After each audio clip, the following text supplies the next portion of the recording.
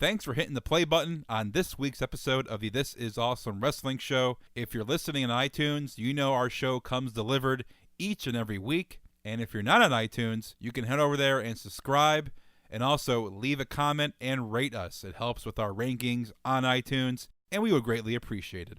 So sit back and enjoy this week's episode of the This Is Awesome Wrestling Show. This is Chris Sabin, and you're listening to the This Is Awesome Wrestling Show. Produced by the Cleveland Sound Radio Network. Here is the This Is Awesome Wrestling Show, hosted by Glenn Moore and Steve Guy. In this day and age, it seems like if you're a celebrity, or even non-celebrity, is like Steve and I'm a celebrity. You have a podcast. You are a celebrity. Thank you. Are you? Yeah. Cleveland celebrity? Underground celebrity is how I refer to myself. But it seems like if you're well-known in a good or bad way, you have a podcast. You are doing a podcast. And the newest wrestler to do a podcast is Ric Flair. We both love Ric Flair. Woo! Great guy. Woo! In the ring. Debatable, yeah. In the ring. But a guy that loved watching growing up. Still very entertaining. And now he has his own podcast called the Woo Nation. Imagine that. He's done 2 episodes. Is he a natural? He's done 2 episodes. Yeah. He had Kurt Angle on the first, and he had Dave Meltzer on the second. Listen to the first one. And not everybody, just because you're famous, right, you can do a podcast. But you shouldn't. But some people need a co-host. I was going to say, can you understand Ric Flair? A quarter of the time you can't. He rambles off. Yeah. In little tangents. It's the Night Your Boys podcast. Woo! Hey, we have a good one today. He doesn't get like that. He just talks like he's talking. Just, but on the CBS Podcast Network, play.it, whatever. That's another one to put in the bank to never do again. I'm sorry. But he is good. I He's thought good? It was, Kurt Angle interview. It felt natural. It felt different because both these guys have a history together. Did Kurt Angle say he broke his freaking neck? No. Oh. But it felt, and they had a co-host who asked wrestling questions, and you have Rick and Kurt talk about old stories. Who is his co-host? Is he of any sort of? No, he's not. No, he's not known. I don't know who. No? I don't know who he is. But still, it's still a good show. Like Ric I enjoyed it. Oh, but that's good. But I mean, when's it gonna stop? Everybody has a podcast. Just because you're famous, you can't have a podcast. Nobody's gonna listen to our podcast anymore because we're not famous wrestlers. So like, why do I want to listen to fans talking about wrestling? And 2 marks talking wrestling. But I thought it was pretty good. But my thing is, when's it going to stop? Taz has a podcast. Taz. Yeah. He's got probably some interesting like ECW and traveling to Japan kind of stories. Yeah, I guess. But a lot of people have that. Chris Jericho has all those stories too. My question to you is, a guy that doesn't have a podcast now, who would you really, really want to see get one? Zack Ryder. Come on. Love Zack Ryder, but come on. I mean, it would be entertaining, though. Long Island Z was. It would not be good. Like current wrestler? Or anybody. He'd be done? Old wrestler. A guy that you would find entertaining enough that you would want to listen every single week. I mean, I think that The Rock would probably be entertaining, right? Because he has so many stories inside and outside of wrestling. Yeah. And the lineage of his family. There's so many different takes and levels that you can go with that. I would love to see Scott Steiner have his own podcast. He would correct every single person on it, though. Now, a couple of fans of the show that listen to the show on a regular basis, they say, why wait to the end of the show to call Scott Steiner? Do it in the beginning in case he calls back during the show. Oh, that's a good point. So, Steve, what we're going to do is... I think I just heard sirens. It must mean that it's time to call the big bad booty daddy. So what we're going to do is we're going to give Scott a call. The sirens have been played. The cue has been played. This is a new bit because we're going to have the sirens play when it's time to call Scott Steiner. So here we go. We can't tell everybody what we're going to do in post-production. You just do it. They're already hearing it. So here we go. Holla, if you hear me. Calling Scott Steiner.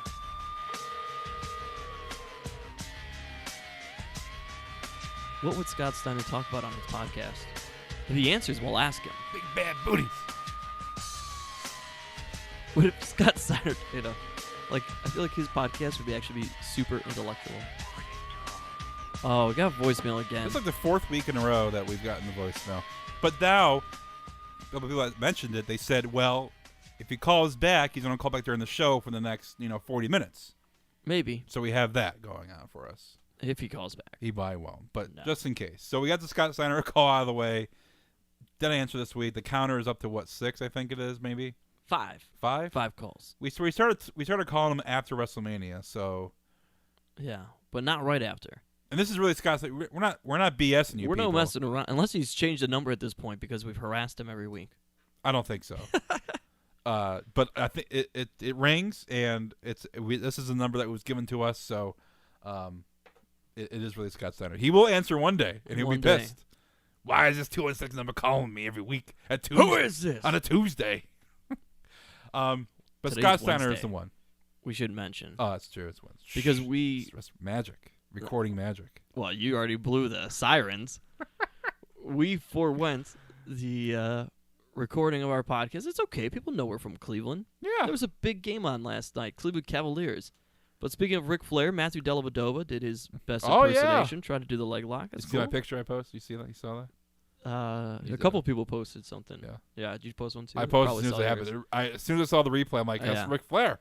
It's a It figure got 4. physical. It got WWE style there. This Bulls and Cavs Yeah, series. it was There's good. been some moments. Deli got got called for it today. A T.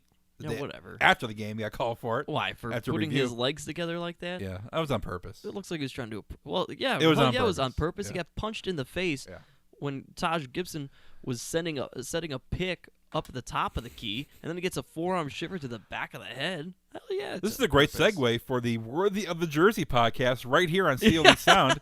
They talk wrestling, or they talk basketball every week. Well, support all our shows. Yeah, Eric Flannery and Tim Smith, two great guys. They have a show here on CLE Sound. They talk basketball, so I'm sure they'll be talking Cavs. Yeah, I Bulls. totally got off track there. We didn't talk wrestling you at all. You get a little upset. Sorry, I was very upset. Anyway, Ric Flair, Dave Meltzer, back on point here. There. Ric Flair, like I said, the podcast was cool, but you got to see how this works. He needs a co-host. He has one. I think you guys, wrestling fans, should listen to the Ric Flair podcast, the Woo Nation. And I really just wanted to mention Ric Flair so I can play some Ric Flair sound bites on the show. Well, I mean, yes. Another thing I wanted to talk about, and also, our guest for this week is Chris Sabin, TNA legend. He's now with Ring of Honor. He was here in Cleveland. He's been here in Cleveland about 4 months in a row for AIW and their events. So Chris Sabin, TNA legend. Oh, one of my favorite Yeah, all-time you were all TNA excited. dudes. to I interview was him. pumped. If you never saw an X Division match, if you never saw an Ultimate X match, which basically is they create an X above the ring, Yeah, and somewhere I think the belt is suspended, if I remember this right. Or maybe it's not suspended, but I mean, it's basically like Yeah. monkey bars over the top of the ring and guys just battling it out. So it's like you're taking the element of American Gladiators, essentially, and putting it in this match. And guys are battling on the top of this thing. People are battling underneath from each rung. It's awesome. He put on some great matches doing that stuff. it was terrific. Interview with him was great. We'll play that halfway through the show. A good conversation with Chris Sabin right here on the This Is Awesome Wrestling Show. And go back on iTunes and subscribe to us. Please rate us, comment on our show because it improves our rankings in iTunes. We got to get this baby up there in the rankings. And go back, listen to all the interviews. We got Jerry the King Lawler. Seth Rollins is on the show. The Miz, Heath Slater, Mark Henry, EC3 twice. Bo Dallas. Yeah, we had Brian Myers last week. Gary Barnage for the Cleveland Browns. Yeah, the Young Bucks. The Young Bucks. On the show. Super Kick Party. Neville was on the show. Yeah.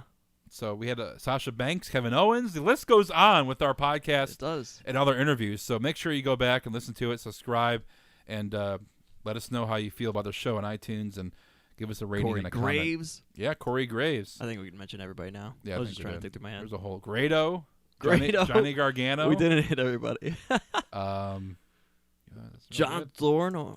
Yeah, Thorne. Yeah, founder of AIW. yeah, he was on. So Two Cold Scorpio. Oh my Had goodness! him? How do we forget that? And this week, next week, we'll have Samoa Joe interview him next week at AIW. So look for that interview about 2 weeks here on the This Is Awesome Wrestling show. He's taking on Johnny Gargano. That should be a great match. Oh yeah, that'll be fun to watch. AIW is the local promotion here in Cleveland. You guys can check that out. Go to AIWrestling.com for some great local indie action here in Cleveland. If you're in the surrounding states, it's worth the drive Yeah, it to really come is. out, and you get to meet your former wrestlers that were in WB or WCW or TNA, and meet with them and hang out with them. Yeah, see and if great you live matches. like in an Erie, PA or something, yeah, you could make the trip out of it because it's not like you're gonna drive the hour and a half, and show up for just like a 1.5, 2 hour show.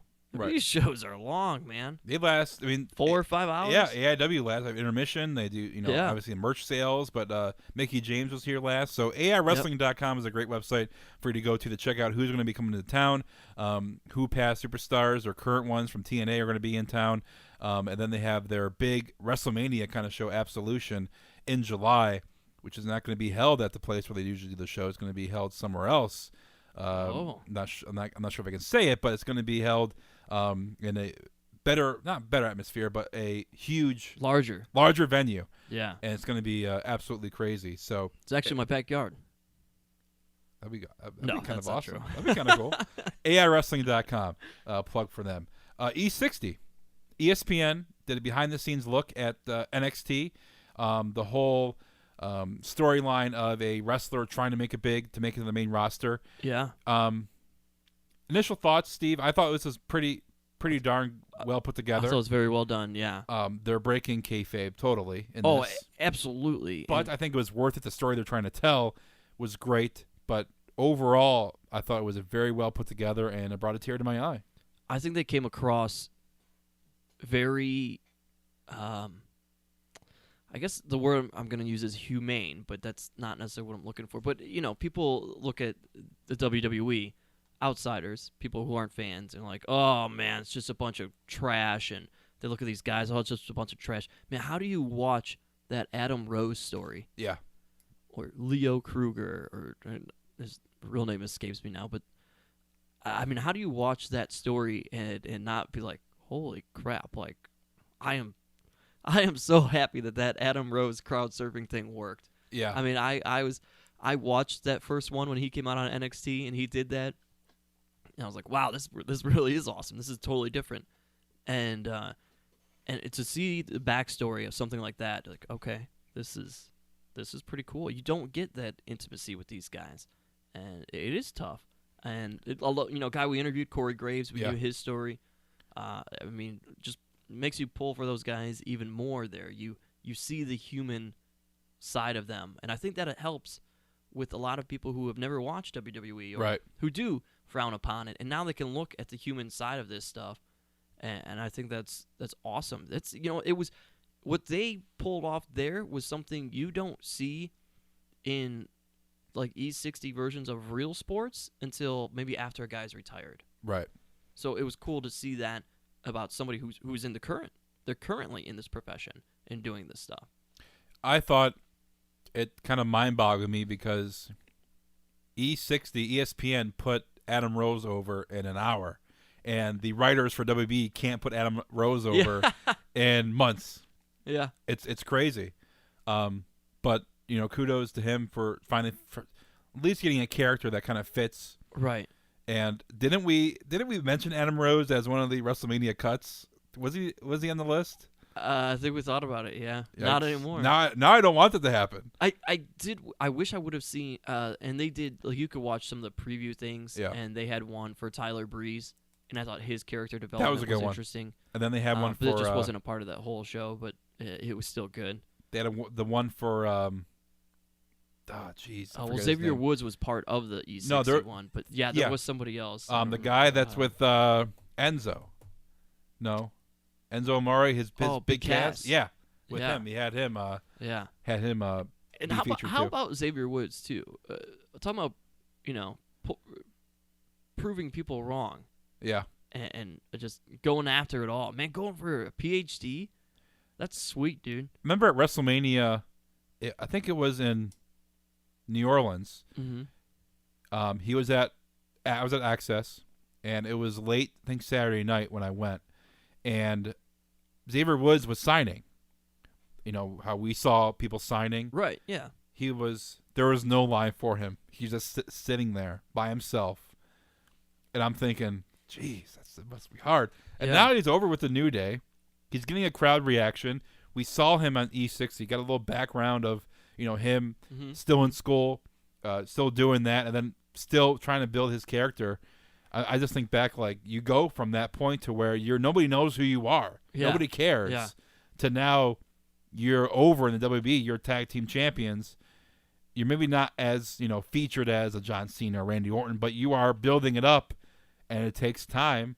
Right. And in this business, you either catch on quick or you're gone. Yeah. And if they don't like you, like Zack Ryder, for some reason, Triple H hates Zack Ryder, you're just buried, even though you're so over. Yeah. Another thing I thought was interesting was, they talked about they did not shy away from the drug testing. I mean, the WWE came off looking really good from E60. Are they as good of a company as they showed? Debatable. No. But boy, did they come off looking good, especially when Vince McMahon gets to sit there and be like, our testing is more stringent than anybody else's. The one point I did kind of agree with that he made, though, was it's true. Because of how they're tested, if testing is randomized but over X amount of months or whatever, they are. This is 365 days a year. Yeah. It's not, guys going off and being hooligans. But from that standpoint, I think one of the things that Vince maybe is an oversight for him is you then look at the history of wrestling and all these guys that develop drug problems and this and that because they are on the road so much. So is that an advantage of, other sports where they have that break and a guy can collect himself and be okay? Yeah. So maybe that is a benefit there. Kind of goes back to our talk with Brian Myers / Kurt Hawkins and how he was saying they loved the brand split up because guys got more time to themselves. Right. So it's like, yeah, all right, because you're testing them all the time, they can't do this, and that, and you have your wellness policy in place, but would guys be less susceptible to fall into those demons and steroids or whatever, things of that nature, if they had a break? Right. Very interesting. Yeah, I agree, and it was very cool to watch, and I wish they would, WB 24 on network, they do a nice job of behind-the-scenes stuff, and obviously it's their own product, their own brand. They want to protect it as much as they can. Right. ESPN, I'm sure there were things they couldn't show because WB and them are partnered, but I wish they would maybe feature this a little bit more because I love the behind-the-scenes stuff. Yeah. And we get to know some of the guys that, like a John Cena, everybody knows about John Cena. Everybody knows about Randy Orton, but these are the guys trying to make it. Yeah. Not already there, but they're trying to make it. It's good to get a backstory because you feel for a guy like Adam Rose and feel for his family, what he's going through, and you pray to God that he doesn't get fired because if he gets fired, what is he going to do for his child? I'm sure the medical bills that WB pays for insurance are through the roof. And to be in that meeting room and everything was cool with Triple H and everybody. You know who came off as a jackass? Who? It's a nobody surprise. If you really paid attention to the show, it was Bill DeMott. Oh, of course. Because there he is, and he's like, you got this guy's character, blah, blah, blah, and specifically with the Adam Rose thing. He ends up giving Adam Rose a big hug at the end, and he's like, I'm just so happy for him. Yeah. But it's like 10 minutes before that, Bill DeMott's sitting there saying, whatever, this is his last shot, and you know what? I don't think he's going to make it. This kid doesn't have it. It wasn't very humorous. No, it was not. Hugh Morris? What's your name? Hugh Morris? You find this humor? Your name is Hugh Morris. Hugh Morris. What? Is that funny? Is that humorous? But yeah, I loved it, and I wish they would do more. Yeah, sure. I'd watch another one.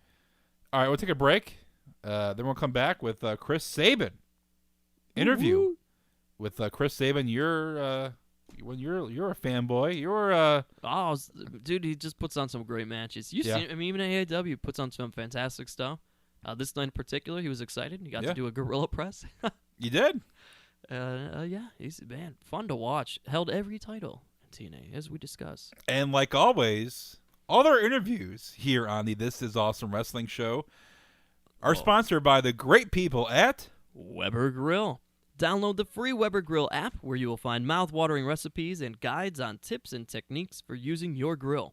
Information will be delivered to your device weekly and are guaranteed to keep the fire burning. Go to Weber.com for more information. So sit back and enjoy our interview with TNA legend and current Ring of Honor wrestler.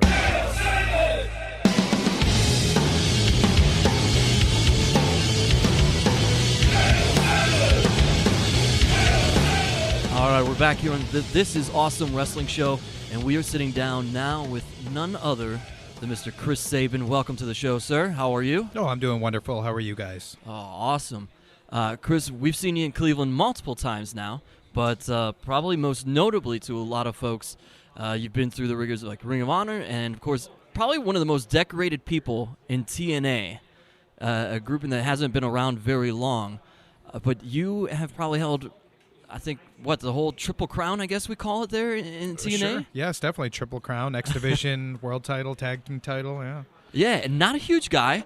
So in an era in wrestling, whether it's WWE and everywhere else, and we talk about, smaller guys being able to win things like a heavyweight championship, was that a big deal at the time? Was that huge for you? Oh, of course. It absolutely. I mean, it created a great moment, something I'll always remember for the rest of my career, rest of my life. Yeah. Do you kind of miss the Ultimate X matches? I don't miss the Ultimate X matches. I think, actually, I know without a shadow of a doubt that I've done more Ultimate X matches than any other human in the history of mankind. I think it's up to 17 or 18 at this point. Yeah. So I put my body at risk many, many times in that match, and I'm comfortable if I never have to do another Ultimate X match. You're here in Cleveland, Ohio. AIW, you've been here many times. Is there a moment here in Cleveland that sticks out in your mind that kind of helps your career, but that sticks out in your mind for your career-wise here in Cleveland? I'm trying to remember what the tag match was, but I know it was myself and Alex against Johnny Gargano, and I can't remember at this point. Just too many bumps. This was a long time ago. This was like, gosh, I mean, I'm probably off in this year or something, but it was like 2009, 2010 or so. But I just remember we were at an outdoor show. There was like a lot of people there. It was underneath some sort of, man, I wish I could remember what it was. But I just remember it being a good match, a fun match. I remember being the first time I was ever in the ring with Johnny Gargano, and Alex Shelley was always putting him over, and I was impressed with him. So, yeah, I just remember that being a good time. There's a lot of people there, too. So, You've been around for a while here now. Still a younger guy, of course, but now you've been hammering home at the independent circuit. I guess talk a little bit about the difference between performing, it's for television, and nowadays you're more so making your career kind of on the independent circuit. Pluses, minuses to either one? It's different. It's definitely different. I think some of the positive things is that I can make my own schedule. I can work when I want to. I can work where I want to. I get to work new opponents. I get to work different opponents. I get to see new places. Like, for example, TNA would go over to Europe once a year. Right. I've already been over to Europe. Since I left TNA, I've already been over to Europe 4 times, and I plan on going 2 more times this year. So being able to travel more has been nice. I guess, the negatives, the only negative I can really think of is the paycheck. Obviously not making as much money as I was with TNA, but I'm still doing what I love for a living, and that's the most important thing to me. Now, it says I'm reading you're inspired by Hulk Hogan and Bret Hart, 2 guys that inspired you. Yeah, the 2 of them. Yeah, 2 of the many. Yes. Why? I mean, obviously Bret Hart, I can see. Hogan's more of a huge guy, huge persona, more of the mold, sort of say, quote unquote, for WWE. But sure. Why Hogan? Because of this, the whole aura of and the persona of Hulk Hogan. Well, I'm kind of just, as far as like Hogan and Bret Hart goes, I'm kind of just going back as the early years in my life. Yeah. My favorite wrestlers always changed like throughout the years, but like that's when I was like a little kid and I first saw Hulk Hogan. You know what I mean? So of course, like I'm thinking of myself back then in those terms. Now, would I say is my favorite wrestler? No. But he's Hulk Hogan. He will always have that special part as being my hero for a long time as a kid. And then after that, after Hulk Hogan was kind of the man for a long time, Bret Hart became that guy. You know what I mean? I was still pretty young when there was the Bret Hart era, like 1993 or so. I was only 11 years old at the time. So those are just kind of like my favorite wrestlers early on in life. Do you have a favorite wrestler right now, other than you? Right now, man, it's Gosh, it's so hard to say. That like, there's so much talent out there on the independent scene. Like so many, I'm just blown away by all the indie wrestlers that are so good nowadays. It's hard to say favorite wrestler now. I don't know. I couldn't say. It's too difficult. You know, I like to watch a little bit of everything, really. Yeah. Outside of AIW, do you have a favorite like indie promotion that you just love going back to over and over again? Yeah, definitely. Southside out in Europe. Okay. Yeah, they run like shows around London area Yeah. and the surrounding areas. You know, they've actually been bringing me back. Each time I went over to Europe, actually was for them, except for one time. And the next couple of times I'll be working for them too. So Southside, Discovery. I'm pretty regular in Discovery Wrestling, which is based in Edinburgh, Scotland. So you know those two places. Plus, you know, I get to go over to Europe for those shows, which is a huge bonus. What is a European indie crowd like? Because we've watched on major television, you know, you watch the WWE crowds or even, you know, TNA has had a couple broadcasts from there, and they're always so wild on TV. What are they like as an indie crowd? You know, not much different from here. I would say not much different. They're very appreciative of technical wrestling over there. I think that probably has a lot to do with, you know, the old world of sport. Like that's kind of like what the style was, you know, back in the day. Like coming up there was, you know, grappling, technical style. But they're you know, every crowd I performed in front of has been really cool. They've been really respectful. They've been pretty loud, and the crowds have been pretty big too. So not much difference from here. Won 11 championships with TNA. I mean, when you hang it up and you look back, what do you want your legacy to be? I mean, is there a word or a statement that people look back, you know, 20 years from now, look at Chris Sabin highlights? 20 years from now, I hope that I'm remembered for something that hasn't happened yet. I hope I'm remembered for, because my career is far from over as far as I'm concerned. I still have that one big goal, you know, to make it to the WWE, of course. That's the reason why I got into the wrestling business anyway. So that's my big goal. Hopefully I'm remembered for that, for my run there, because that's what I'm working for right now.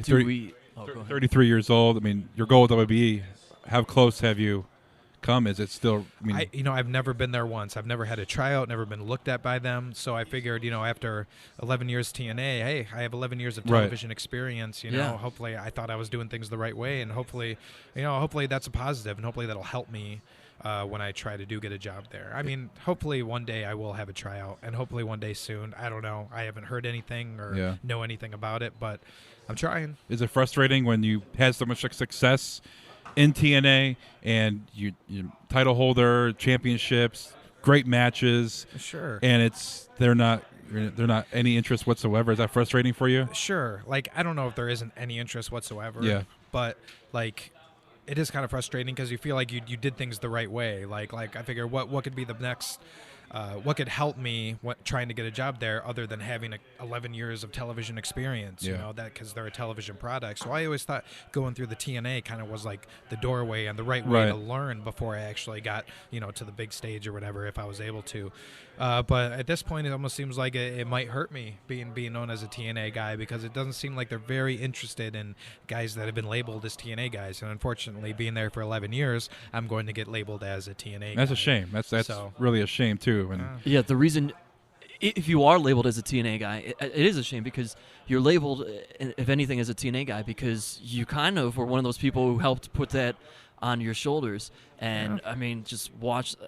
I mean, the X Division, and you made a lot of noise in there, obviously. And it was one of the funnest things to watch were the matches that you put on. So, I mean, maybe a guy like Joe, we hear about all these rumors of him going back and forth. It might happen with WWE. Mm-hmm. Is that the thing you think that helps start getting guys like yourself to come over, maybe? Hey, you know what? If Joe is able to go there and they see Joe, like him, they hire him, and they say, wow, maybe there is something with these TNA guys, and that opens the door for, like, maybe me, then hey, that's totally, that's great. I'm all for it, you know? It's amazing, too, because you see them signing guys who are younger.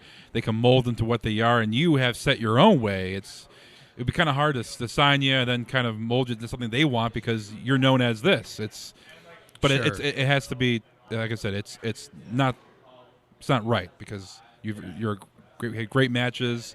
I'm sure they could fit something with you to make it entertaining and to put you in the right spot to succeed. And it's really I'd a like shame. to think so. I'd like to hope so. And, you know, of course you're going to go there and you're going to learn a whole new style. It's almost, I don't want to say it's like hitting the reset button and starting from blank. But obviously you're going to have to adapt to their style. But I feel like that shouldn't be that big of a task at this point for myself. If you went, as you probably watch now, is there a guy that you've seen in there that you're like, in your mind you picture like, oh yeah, I can go to the roster and this is a guy that I can tangle with. Maybe it's somebody that you already have on the independent circle, obviously. Of course, multiple guys. I mean, Sami Callihan. I'm sorry, Sami Zayn. Yeah. I've actually never wrestled Sami Callihan.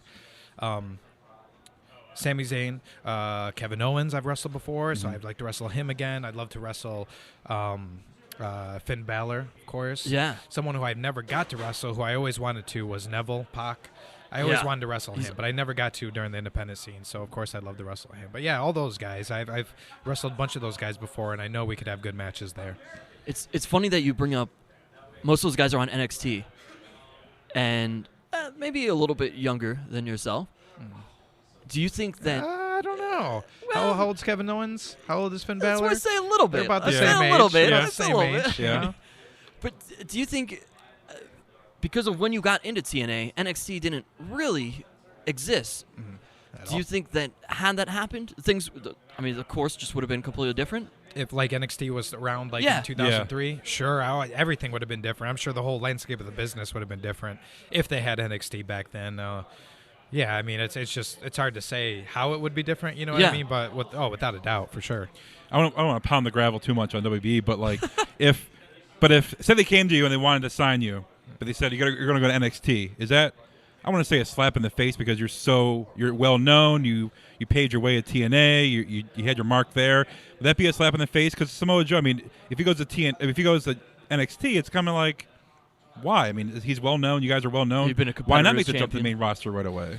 I don't see it as a slap in the face. I see it as just nothing more than the doorway to get to the big stage, and that's just what you have to do. At this point, like, everyone has to do that. I don't think they're really interested in bringing anyone directly up to the main roster. It doesn't seem like, anyway. I mean, I don't know, of course, but no, of course not. It's just something that you'd have to do, and I'd be more than willing to do it. I mean, plus they're like traveling. They're like a regular company now. They have their own show on the WWE Network. They tour. They have live events and everything. They have their own merchandise. Yeah. So it's. Oh man, I think it'd be very cool to be part of. Is that good for the indie scene with them NXT traveling and this kind of the indie all-star team that been labeled as? I mean, with them traveling and going to and playing the smaller venues like here in Cleveland, they play at the Agora, which is a small venue. You think that would help the indie scene in the areas, or do you think it's going to hurt it because they're kind of taking over a little bit? I'd like to think it would help, but at the same time, it could hurt depending on. I mean, let's say NXT was running a show tonight in Cleveland, for example. Yeah. Obviously, that would probably hurt AIW. Right. So I guess it depends on how they use it, where they plan the shows, when they plan the shows, and you'll be able to see by the pattern of where they run and who they're running against if they do want to hurt the indies. Yeah. So. All right, we'll let you get ready here for the night, but we'll get you out of here on one question. Chris Sabin gets a dream match. We ask this to a lot of our guests in a dream location. Dream opponent. Doesn't matter what era they're in, whatever. It doesn't matter what the event is. Could be a WrestleMania, whatever you want it to be. What is that? Man, any event? It could be, yeah.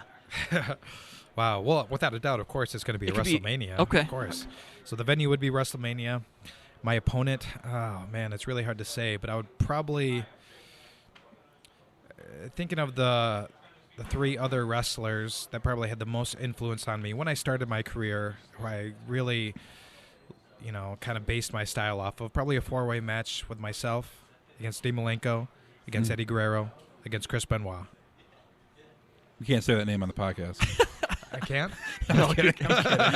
Well, that one guy. Remember him? He was in a triple threat match at WrestleMania. Yeah. That guy. He won. So you basically any like funness to the match besides being like a four-way dance? Mm-hmm. Would you? No, I just I would. You don't want like an 8-sided ring all of a sudden at WrestleMania. No, 4 sides. Give yourself an advantage. No, 4 sides are enough. Before you go, can I get an OH? Just say OH. OHIO. I know you're from Michigan. I figured. Ohio. Yeah. But people say from Ohio. People from Michigan fan, obviously, right? Yes. So I don't like Ohio State. If that's right. What you're So saying. Ohio State fans, when they see Ohio State fan, you go OH, and they say IO. So I was hoping okay. you would give me the IO, but No, I don't think I that's didn't gonna know that. Even though I live 10 minutes from U of M Yeah. too, so. Yeah. Don't give us a go blue. We'll get yelled at. all right, Chris, thank you so much for joining us. Really appreciate it. We always enjoy your matches here at AIW here in Cleveland. Thank you. Pleasure to be on.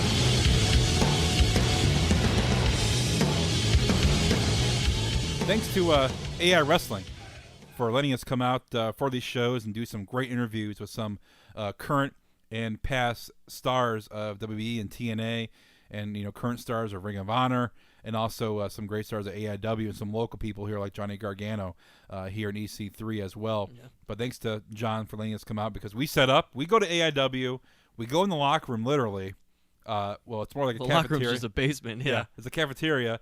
We set up. We come out. We have all our equipment. We set up and we wait till people want to come over and talk to us. We usually get 3 or 4 a week, a month.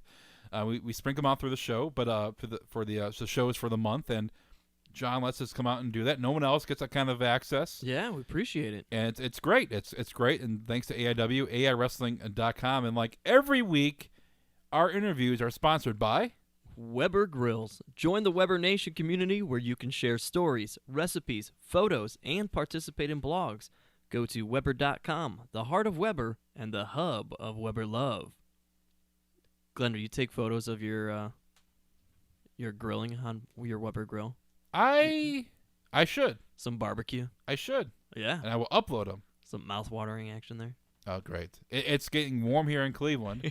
It was gorgeous grilling, last week. Grilling season now. Yeah, it is. So, like I said, and Weber Grill, you can like I said last week, Target has a bunch of Weber Grill stuff. You were so excited last week. I walked in there looking to buy some grilling stuff, and I see Weber Grill, and I'm like, I had to buy it now. They sponsor the show. It's everywhere. Everywhere. But thanks to Weber Grill for our sponsoring our interviews on the This Is Awesome Wrestling show. AIWrestling.com also support them, and thanks to John for letting us do these interviews as well. Chris Sabin, great interview with him. Yeah. And it's scratching my head why WB has not even called him for a tryout ever. Yeah, that was almost like our own little E60 there, like the backstory attempt here for Chris Sabin. And, how do you not give him a I don't get it. I don't get it. But like I said, go back and listen to all our interviews on I think iTunes. they went their small guy route already. They had in mind who they wanted as their small guy. Yeah. And they nabbed him. All right, moving on. The Elimination Chamber is making a return to WWE, and the last day of May, they will have a special WWE Network. I'm not sure if it's if it's going to be a show or if it's going to be an hour-long show, but right. the Ruber matches are the tag team title match and the vacant IC title match. Now, what intrigues me is I love the Elimination Chamber match. I wish they wouldn't have taken out before the WrestleMania. Everybody loves that. But it almost setup became predictable because the champion, you knew who won the Rumble and who he's going to be facing at WrestleMania. You always kind of had an inkling that the champion was always going to win the chamber match. And that's what I thought, too. Like, this would be a good SummerSlam kind of match. Yeah. And especially because they said part of the reason why they did away with this is because it's so hard to put it up in an arena. In the place where they're going to be at that Sunday, they haven't reconfigured their arena. Yeah. So they can still have it up in the rafters, yeah. But the tag team title match really intrigues me because we've seen, 6 guys in there, but 12, if they do it, That'll 2 be guys nuts. per pod. And the tag teams, I think it's going to be a good match. You have, obviously, New Day or Kid and Cesaro, whoever wins their 2 out of 3 falls match this Sunday. Right. I believe the Ascension, they made their return to probably be in TV. there, sure. Axel and Sandow. Which would be I'm sorry, Macho Man and Hulk Hogan. Macho Mandow. Macho Mandow. Which, you know what they dropped on that one real quick? They should not have had Summer Rae involved in turning on Damian Sandow. Because how great would it be to have a Miss Elizabeth character? That's true. She could have dyed her hair brunette. Yeah. Got to keep it blonde, though. Yeah. Got to keep it blonde. All right, continue on. Who else And we then you have? have the Wyatt family. They're back. Not as the Wyatt family Well, yeah, yet, but that we yet. know of. And then you have the Primetime Players. There are 6 tag teams. I think that's going to be a great match. You got 12 guys in the ring possibly at once. 12 possible different guys. The spots are going to be amazing. You have Kofi in there, the New Day. Oh, it's going to be insane. You have Axel and Sandow doing their bit. The Ascension and New Day. You have, like I said, Kofi in there doing some spots. Tyson Kidd, Cesaro, they're very who knows what innovative. they're gonna do? Wyatt family adds the power, and then the primetime players are there for. Get all the power you need at Big E and Cesaro. Yeah, it's gonna be. I think that's gonna be a great match if that's gonna be the rumored teams. What's intriguing about this and has me more excited about this is that it wasn't like on a Sunday they said, hey, you know what? We should try that King of the Ring thing. And then they did it on Monday and Tuesday. Yeah. So there you can actually have it's almost like they may have learned their lesson. Somebody said, hey, we need to have one more thing. Right. And then hopefully somebody sat in that boardroom and was like, yeah, that's a good idea, but you know what? Let's not do it this week. Yeah. Well, let's maybe build to it a little bit. Build to it, yeah. But still, I think it deserves its own pay-per-view, like other matches It involved. does. But if they use it the right way, this could be a nice little feature. And then the IC title could be involved as well, leading into Daniel Bryan, who had the vacant the title. He held the WWE title for 36 days before it was stripped because he was injured, and he held it for 43 days, the IC title, until he had to vacate it. We talked about this last couple of weeks. Is he done? Is this over with? Is Daniel Bryan done? And he mentioned it like he doesn't know if he's going to come back or if he's ever going to wrestle again. Yeah. It was up in the air. I don't think this is good because the last time he went away, it was part of a storyline. Right. This time he came out, no interruption, no authority came out. He said goodbye, vacated the title. I think he's going to be gone for a very, very long time. If he comes back. He's not charismatic to be a GM. He's not charismatic to be out of the ring like a Stone Cold, where he can do bits. He can't. He's not charismatic enough. To his credit, maybe he's working with somebody and they're developing something like that. I mean, who knows? He's way over with the fans. Right. It would be great to have him on TV, So it's not but like what role would it be? It wouldn't be difficult for him to be that much more charismatic. But the thing is, though, his in-ring performance with the yes chants, that's what drives the fans because he's a great performer. If he's just doing GM duties, which nobody cares about this day and age, it's going to be blah. It's not going to be worth the trouble of just having Daniel Bryan on TV. While trying to figure it out, if he's healthy enough, I do have one idea in mind. And what's that? If you can't have Daniel Bryan, okay. Oh, God. What if you can have him be the manager of a guy who impersonates Daniel Bryan?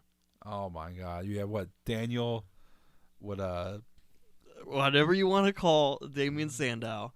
And, Daniel Sandow. Maybe you take away, let him do the Mega Powers thing for a quick short run, and all of a sudden you come back and he's Daniel Bryan. Don't see him being a manager. Keeping the yes movement going. Wait, it wouldn't have to be like a manager per se. He just leads the yes movement with Damian Sandow. That would die so quick. I don't think it would.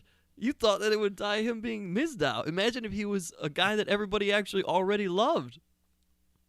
It could be. He's already got the beard. Poor Sandow has to be other wrestlers to get over. He's a great wrestler. He's a great guy in the ring. He is. But Daniel Bryan still hurt. It's sad. It is sad. But he's one of the top face guys in the business. Who's going to step up and take reins? I didn't mean to do that. I didn't mean to do that. Oh, you think, huh? You think he will? You think it's going to be that guy? I didn't mean to say that. And there he comes, folks. He's been swayed. Glenn Moore, the new biggest Roman Reigns fan. I did not mean to say. Yeah. He's the spider on the front of his vest that got you, wasn't it?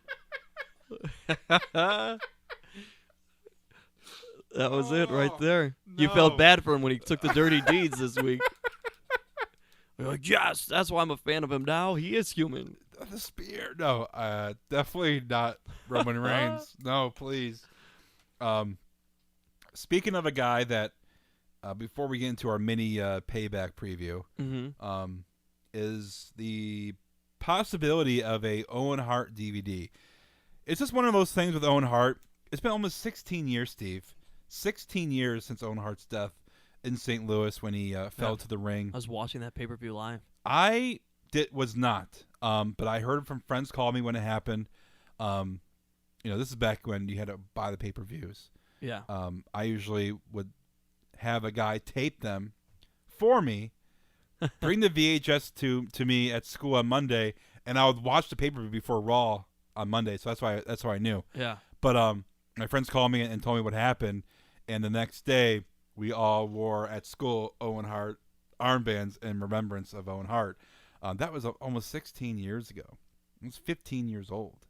Yeah. But now they're looking to WB has not put out any kind of DVD, Blu-ray honoring Owen Hart, and I guess they are going to be doing it soon. And Martha Hart, the widow of Owen Hart. No. Oh, yeah. Yeah. Yeah. I was thinking Martha was Stu's. No. I thought Martha was his mom. Martha is What's her name? Owen's. Mary. Yeah. She is against it. She said that it's just for money. It's nothing about honoring Owen Hart. And if you want to honor Owen Hart, quote, let him, just don't say anything and let him rest in peace. Yeah, because their mom for the longest time didn't want anything either. Yeah. I think she may have passed away. But either way, yeah, I still think that it's just I for still money. think it's for money. Yeah. It'd be interesting to see what Brett has to say about it because he's involved with WWE.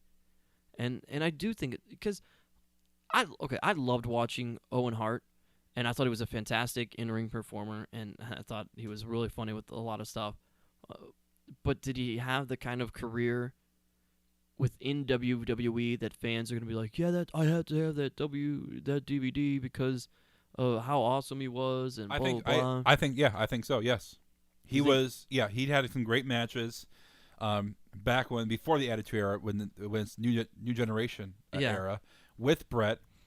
Even when he was Nation of Domination, I am not a nugget. Right, he had that stuff. That was great. That was very good. He's one of the greatest wrestlers, I think. Part of High Energy in the with ring. Coco Beware, folks.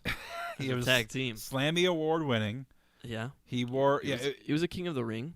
I think so. Yeah. But I think he deserves a Blu-ray. But if the widow says no, yeah, I think you got to respect it. Surrounding what happened with him and the lawsuit after, I think you got to respect it. Yeah, it's interesting because for the longest time I thought that part of it was there was a little bit of guilt on the WWE side, feeling. Not that they were guilty, but a little bit of a feeling. But I think you had to honor him every year, even on his birthday or even on the death of his anniversary of his death. Yeah, I think something like that something would to be remember him. better because he, like you said, was the character, I think, worth a DVD remembering. Yeah, that I don't know. His wrestling in his matches, fantastic. Him and Bret Hart at WrestleMania, Owen Hart and Stone Cold, or Stone Cold ends up getting his neck broken. You put that in there. There's so many good matches, but just as the character of Owen Hart, I think you can put an hour and a half commentary of DVD, like the Macho Man, how they did that and everything. But I think everything surrounding his death, how many people he touched with his personality behind the scenes, that I think it would be way too, emotional for people to sit there and open up about Owen Hart without. It would be more of a. It would be depressing to watch, and not in a bad way, but in a good way, because people are still very, very touchy about Owen Hart, the way he passed away, and everything happened, because he was such a good person. And there's obviously going to be a great story of his upbringing and coming into the business with Stu Hart in the dungeon and all of his brothers. Yeah. So I mean, you will have that. I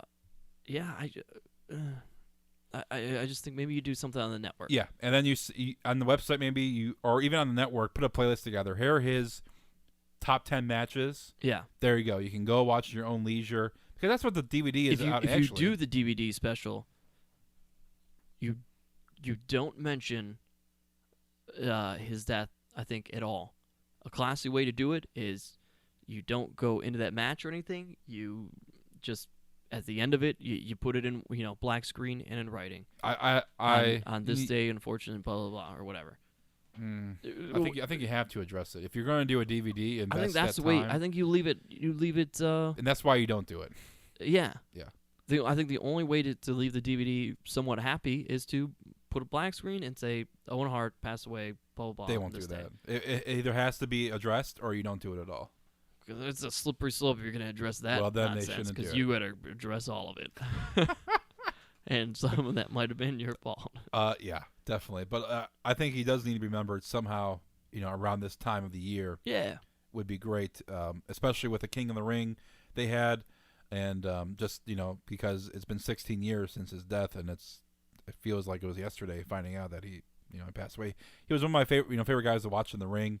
Very entertaining, and he was never a nugget. He was not a nugget. He was not a nugget. I'm not a nugget. Enough is enough, and it's time for a change.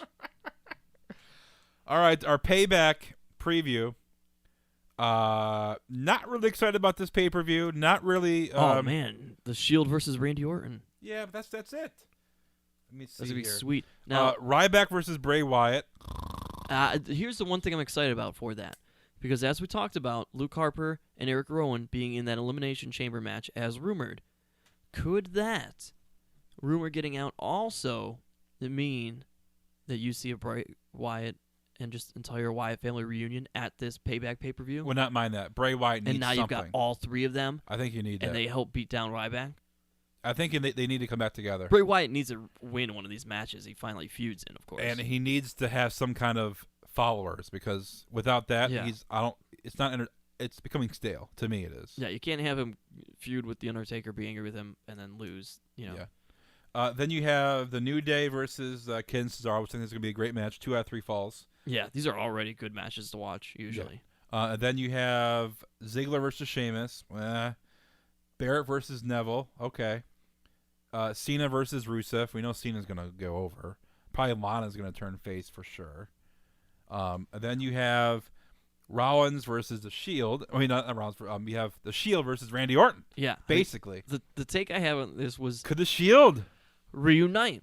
We had this conversation. What if they don't? This pay-per-view will be a dud then. Oh, yeah. But we had this conversation before the show last week. I was telling you about, and I couldn't remember what the website was. I haven't found it, but somebody out there wrote this whole backstory about what if this was all a play the whole time, giving WWE writers probably more credit than they deserve. A lot more credit. But this whole spinning of a backstory about how this was all part of a Shield plan the entire time to infiltrate the Authority and bring them down and take control of WWE, which would be awesome. I would be totally for that. And Seth Rollins, they used him, and then the whole reason why Roman Reigns ends up spearing Brock Lesnar is to save and protect the WWE title going to one of them. So then Roman Reigns takes the fall, Seth Rollins wins it, and he gets the title. And then, Dean Ambrose feuding with Bray Wyatt beats him. Roman Reigns taking out Kane. Kane feuding with the Authority in general right now. Oh, yeah. But does that mean the Shield would be good guys or bad guys? I don't know what they would be. Rollins is an excellent bad guy. He is. That's a lot of people to put on one side of the tilt when it comes to good versus bad. Yeah. And you already lost Daniel Bryan, your top good guy, other than John Cena. You can't. And people wouldn't be pissed at them turning on the Authority. They'd be upset that. But they I don't want to see. Randy I don't Orton. want to see Rollins be a good guy. I like the bad guy, Seth Rollins. Yeah. I don't know. But I just would love to see the Shield back together. That'd be great. I don't want to see Roman Reigns. What if Randy Orton goes back to the Authority on this end? That's the one thing we haven't thought about. What if this is the culmination of, because you still go Kane back and forth with Seth Rollins, maybe all of a sudden the Authority's like, you know what, fine, we are done with this Seth Rollins character. Randy Orton, boom, winner. I don't know. I think he's hearing voices in his head. Yeah. I hear voices in my head, and they talk to me. But other than that pay-per-view, I'm glad it's free on the network. Well, not free for us, but it was a quick build-up too. Very, very quick. So you knew very, very quick that you're gonna get a lot of the same matches. I'm more excited about the Elimination Chamber show they're gonna have than this pay-per-view. Yeah. The only way this can be saved is if the Wyatt family comes back together or the Shield gets back together, which I don't think both those will happen at all. Or a Brock Lesnar return. Just to pounce on true people. Too. Or the old Kane coming back. Yeah. That can't save a whole pay-per-view, though. It would for me. Well, I would love it. Old Kane? Well, then you know what'll save the whole thing for me? Shane McMahon showing up. That's not going to happen, buddy. That is... Here we go. Till this day. That's it. That's my moment. That will save any show that you can have. Well, Shane McMahon showing up. If you hear that music being played, I will freak out. Here comes the minute. Anything can happen if Shane O'Mac shows up. So Dollar. the direction things could go at that point, Oh, it'd be great. It'd I be would love it. amazing. Then all of a sudden you have a brand split, and Shane's brand is better than Stephanie's brand. And, oh, whatever, Triple H, you're from Greenwich? I got people from Greenwich. Say hello to my friends again, the Mean Street Posse. And then they're all back. Rodney, Pete Gas, and just beating on him. There's so many ways it can go. This show is great because I can splice in so many sound effects for the show. So many theme songs. This is great. Love it. Any final thoughts? No. Nothing really. Not so really excited bad. for Payback. I am not. Let us know how you feel. You can follow me on Twitter at GlenmoreCLE. You can follow me on Twitter at TheSteveGuy. And you guys can let us know what you feel about the show. Hashtag This Is Awesome Wrestling Show is the hashtag to use. Make sure you jump on iTunes and subscribe to us. Leave us a comment, rate, and let us know how you feel about the show. It improves our rankings on iTunes, and we want to get up there in the sports professional podcast because we want to get up there. I mean, Tell your friends. come on, JR's up there. We got to beat JR. JR, gonna pick himself up a new announcing gig, by the way, looks like. Global Force Wrestling. Yeah. Hey, you're here at Global Force Wrestling, GFW. Jeff Jarrett, your owner. So I'm reading a book. Oh, my God. So I'm reading a book, The Death of WCW. Yeah. It's a great book by Brian Alvarez. This is the revised version of the version 10 years ago. They add like stuff from like current wrestling. And one part they talk about is when I think his name is Ed Ferrara. He does the JR impression of WCW. Oh, at WCW. Yeah, it was really bad. As Oklahoma. Yeah. Dr. Steve Williams. Yeah. That's how you do it. You got to speak in sound bites, son. You speak in Going off sound like bites. That's all they this is did was slobber knocker, JR. They were just, It was caricatures of WWE at that point. It was actually pretty funny. Yeah. It was terrible taste, but it was. I Right. thought watching the YouTube clip, and I'll splice it in. It was pretty funny. That was all right. It was cool. It was funny. But that's a good book to read, The Death of WCW. I'm getting the wrestling books, like Jericho. I'm in his book. The Death of WCW. I'm obviously in that one. So I'm trying to read some broaden my horizons. I don't read books, man. I write books. Memoirs of a Wingman. Pick yours up today. Oh! All right. We will see you guys next week right here on the This Is Awesome Wrestling Show. Make sure to check out CLEsound.com. Make sure to support the network. Plenty of other shows on the network from Take 3 with Sarah and Danielle. You have Worthy of the Jersey, which is with Tim and Eric. And Catherine Boyd's show is up there.